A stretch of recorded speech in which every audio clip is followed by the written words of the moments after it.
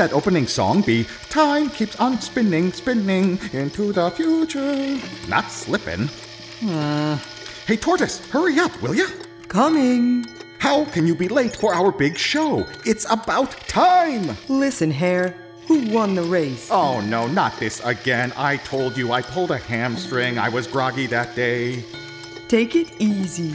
Enjoy the moment. Smell the roses. Smell the roses? I'm a robot. Come on.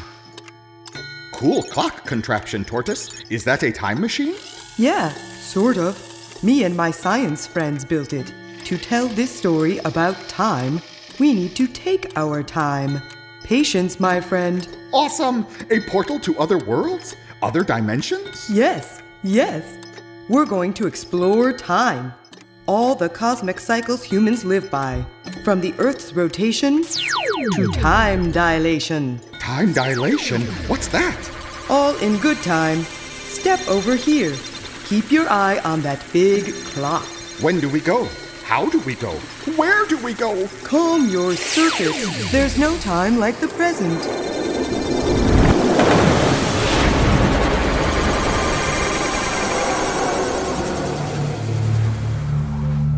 Wild. Our story starts with the world's very first timekeeper, the sun. But the sun's not moving. The Earth is spinning once every 24 hours. You're very smart, Hare. We'll get to that soon. But first, humans, by simply tracking shadows, measured time. The first sundial was found in Egypt. Watch the moving shadow. It comes from that stick or pole. That's called a gnomon. Gnomon means to know. As the sun moves across the sky, the shadow moves across the sundial. These markers represent hours.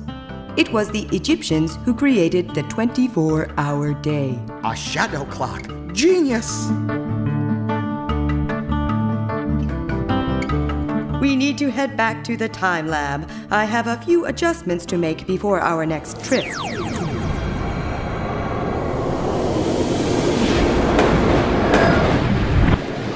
There, that should fix it. What's up? Where to next? We're heading to space, the final frontier. Where no rabbit robot has been before!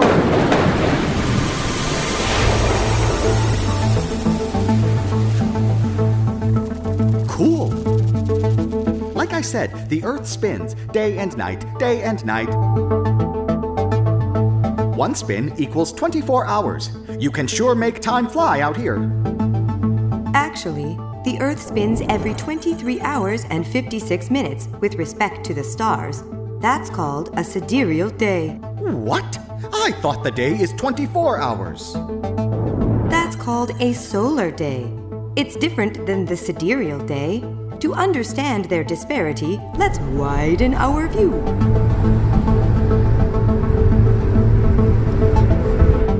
Nice!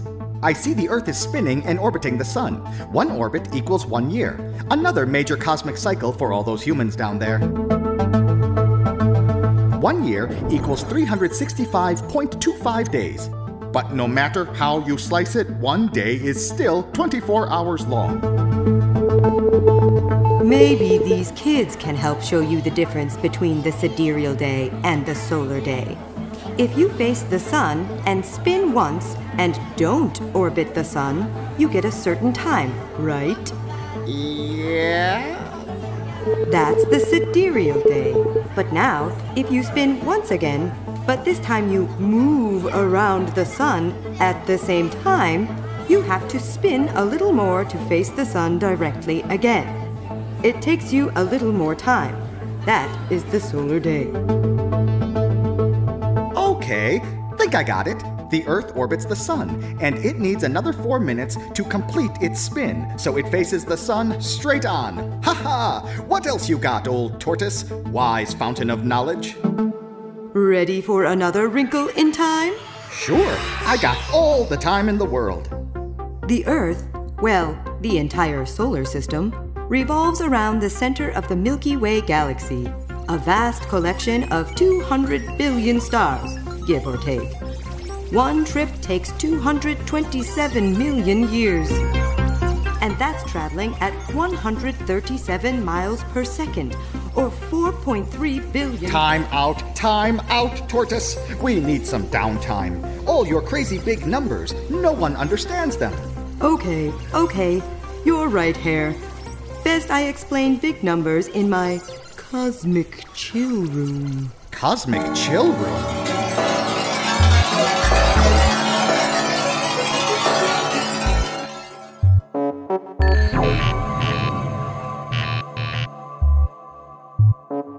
This is my spacey place, where I relax, slow down, use my imagination. I'm a tortoise. It suits me. Okay, trippy abode. But I want to know about big numbers. You said you'd explain. All right. Check out this clock. How long do you think a million seconds is? No Googling. No idea. Let's see. 60 seconds in a minute, 60 minutes in an hour. Just guess, you robot rabbit. I don't know. Maybe a day? The answer is 12 days. Almost. Now, use this clock. Guess how long a billion seconds is. Without any computer assistance, I'd say, 24 days? Try 32 years. That's mind-boggling, even for a robot. A million and a billion are not even close to being the same number. One last cosmic clock question. How long is a trillion seconds? Oh, I'm toast. What's the answer? 32,000 years. Inconceivable! All right, enough of your cosmic chill room. Can we go back to exploring space and time, please?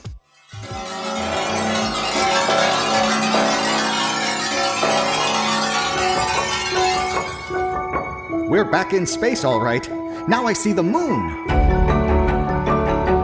The moon orbits the Earth once every month.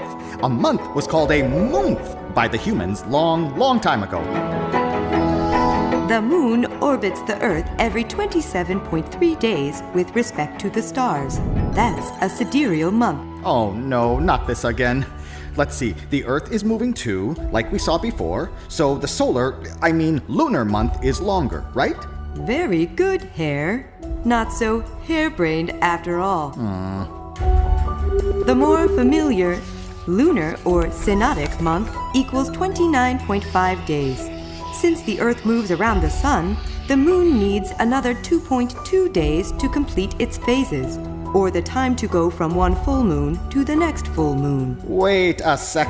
29.5 days would mean there can be 2 full moons in the same month? Humans call the second full moon the blue moon, but it doesn't turn blue.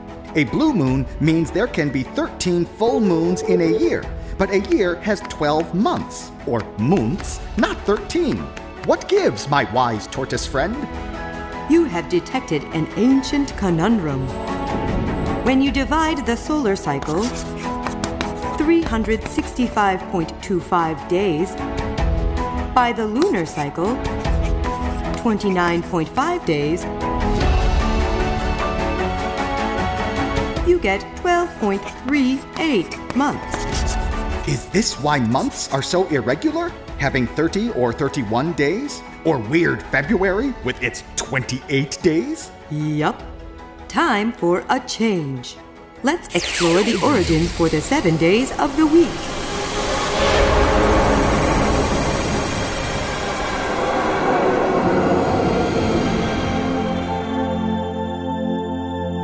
The 7 days of the week come from the 7 objects that move in the sky: the sun, moon, and 5 visible planets.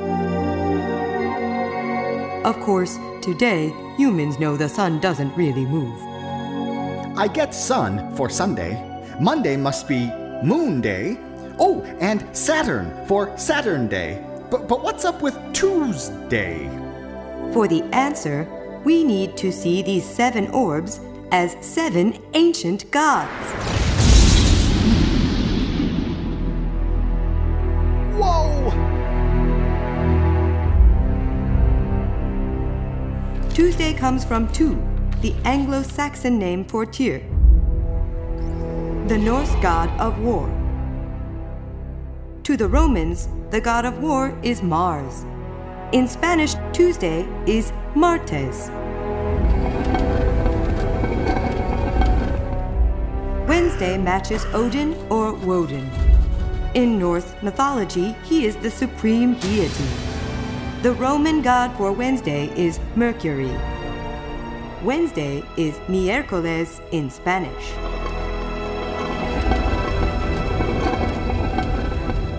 Thursday originates from Thor. The mighty Thor! He's pretty powerful, strongest Avenger, so Thursday is Thor Day. Oh, like it. Settle down, young rabbit.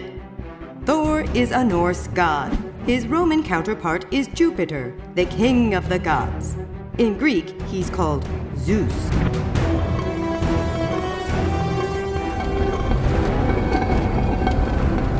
Friday, for the Norse god Freya, representing love and beauty.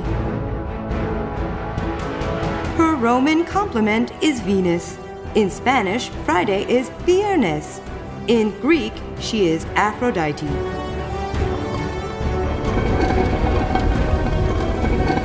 Saturday stems from the Roman god Saturn, the god of wealth, agriculture, and time. The Greeks called this god Kronos.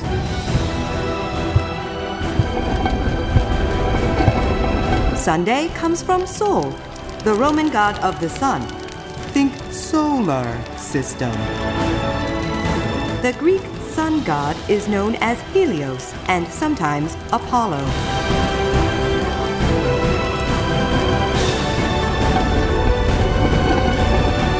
And finally, Monday, the English translation of Luna, Roman goddess of the moon.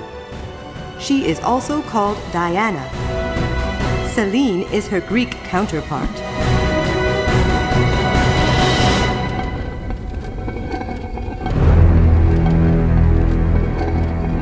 There, the 7 days of the week, the 7 objects that move in the sky.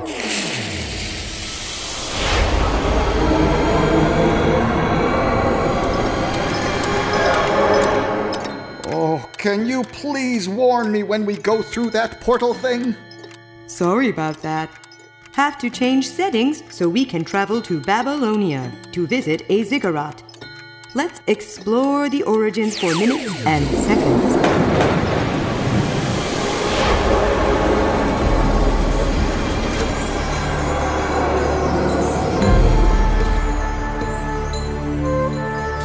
That's a ziggurat? It's like an Egyptian pyramid. Our story of minutes and seconds starts with the ancient ziggurat of Ur, built over 4,000 years ago. But it was only 400 years ago when humans started using 60 minutes and 60 seconds. The ancient Babylonians. Their number system was not based on the number 10, but on their circle and number 60. Why 60? Its exact origins are fuzzy, but it is thought the Babylonians came up with the 360-degree circle because of the 365 days in a year. 360, 365, I get it.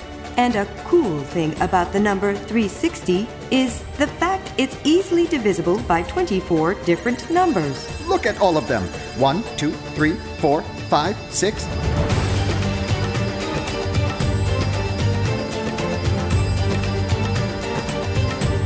I get it. People kept using the Babylonian circle over and over, and it eventually led to the 60 minutes in an hour and the 60 seconds in a minute. Hey, Hare. Did you know there are units of time based on human hands and not the sky above? Say what?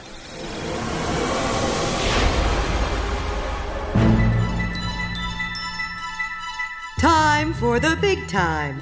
Check out my big time top 10 list. Number 10. Humans have 10 fingers. Counting their 2 thumbs.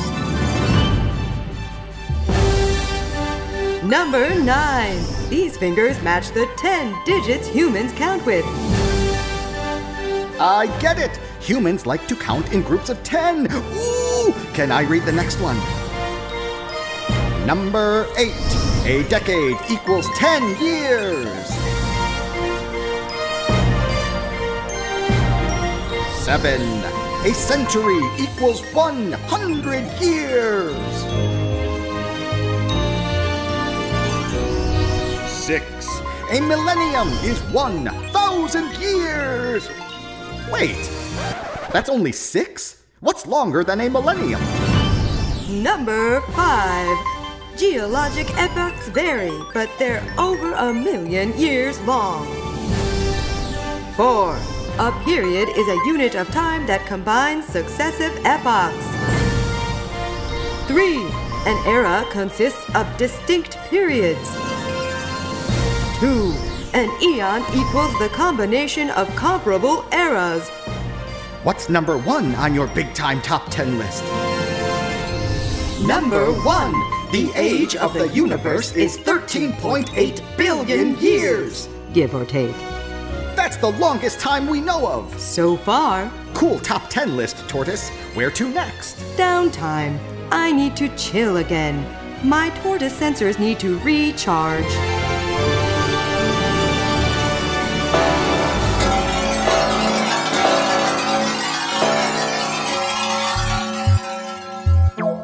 Back to your funky room. Is this your remote? Go ahead. Super! Dinosaurs! Time-wise, they lived millions of years ago, right? Correct. From 250 to 66 million years ago, the Triassic, Jurassic, and Cretaceous periods, or the Mesozoic era. You sure know your time. Did you know when dinosaurs ruled, the days were about 23 hours long? What? Not 24? What's slowing down the Earth's spin? The moon. Mostly, its gravitational force and the transfer of angular momentum. Transfer of angular momentum? Yes. The moon and Earth have been pulling on each other for over 4 billion years. The moon slows the Earth's spin, and the Earth speeds up the moon's orbit, causing it to move faster and spiral away from the Earth. Crazy! When the Earth was born, it spun once every 4 hours.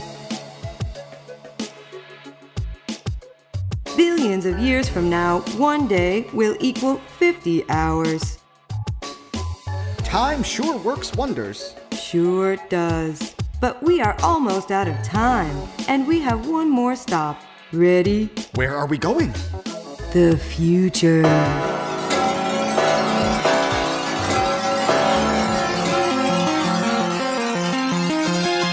Time for Einstein time. Didn't he live a long time ago, not the future? Yes, over 100 years ago. Einstein's equation said the faster you go, the slower time passes, compared to someone who is stationary or not moving. I heard of that. It's called time dilation. Correct. Say you have two people, twins. One takes off on a long space trip, traveling near the speed of light. The other stays at home. Einstein showed a couple things in his theories of relativity. First, the laws of physics are the same for everyone. If the twin on the spaceship drops her space cup, it falls straight down. If the twin at home drops her cup, it falls straight down too. Makes sense. Second, Einstein proved nothing can go faster than the speed of light at 186,000 miles per second. That's weird. You're saying both twins experience light at the same speed, no matter how fast they're moving toward it or away from it. If light speed doesn't change, then other things have to, like Time! bingo! Time ticks at different rates for these twins. When they compare their clocks because they're not moving at the same speed relative to each other. We definitely see her clock running slower compared to her twin's clock back on Earth.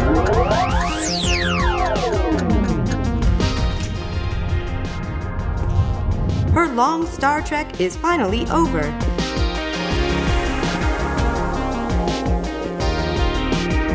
She is now younger than her twin. Shocking! Time to hit the road, Hare.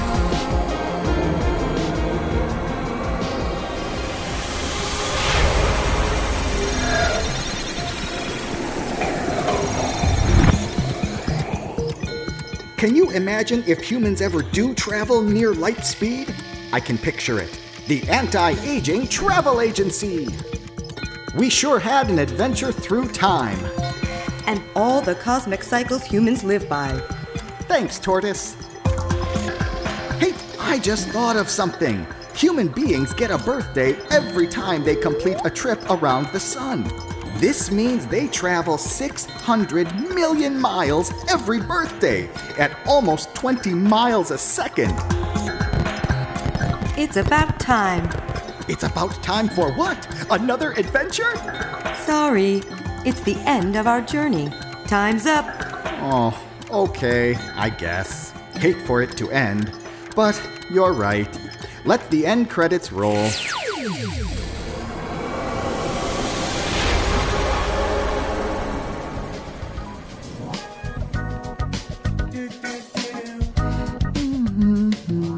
Time keeps on slipping. I mean, spinning, rotating, orbiting, expanding into the future.